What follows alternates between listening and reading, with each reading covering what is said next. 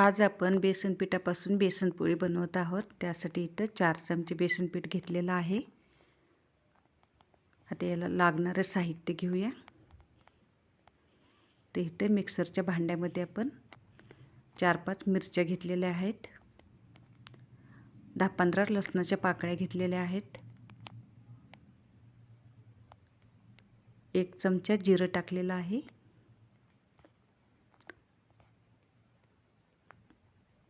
अर्धा चमचा ओवा घेतलेला आहे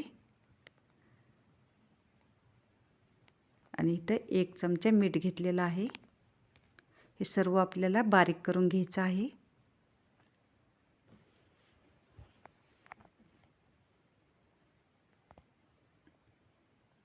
अशा पद्धतीने आपण बारीक करून घेतलेलं आहे।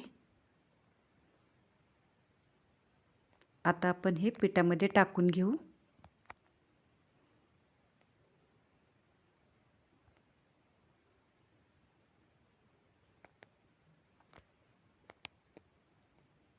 ह्याच्यामध्ये आपण कोथिंबीर टाकून घेऊ।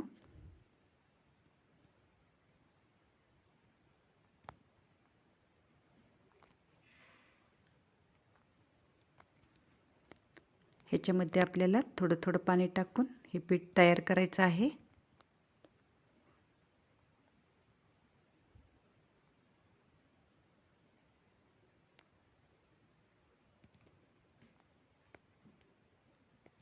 आपल्याला पीठ पातळ तयार करायचं आहे, जास्त घट्ट ठेवायचं नाहीये। अशा पद्धतीने आपण पीठ तयार केलेलं आहे।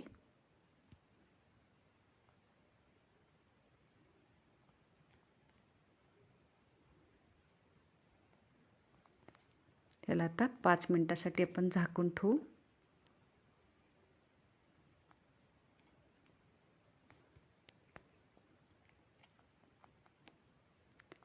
5 मिनिटं झालेले आहेत। हे पहा, आपलं पीठ तयार झालेलं आहे। अशा पद्धतीने आपल्याला पीठ तयार करून घ्यायचं आहे। एवढं पातळ बनवायचं आहे, हे पाहू शकता तुम्ही। आता आपण गॅसवरती तवा ठेवून घेतलेला आहे गरम करण्यासाठी। आता आपण वरती तेल टाकून घेऊ। तवा आपला छान गरम झालेला आहे।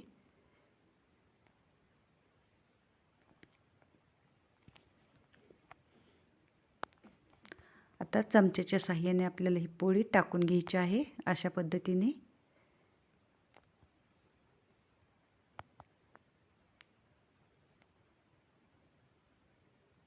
हे पहा, अशा पद्धतीने टाकून घेतलेली आहे।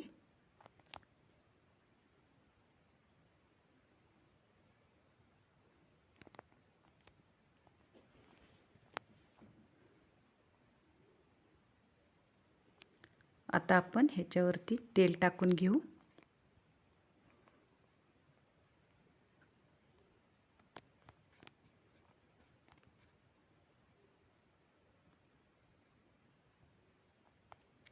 आता आपण याला पलटी करायचं आहे।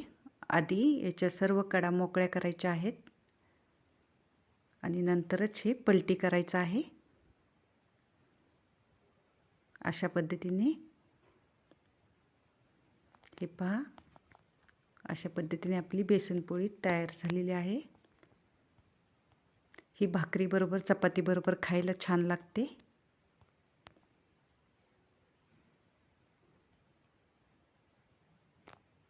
अशा पद्धतीने छान भाजलेली आहे। काढून घेऊ।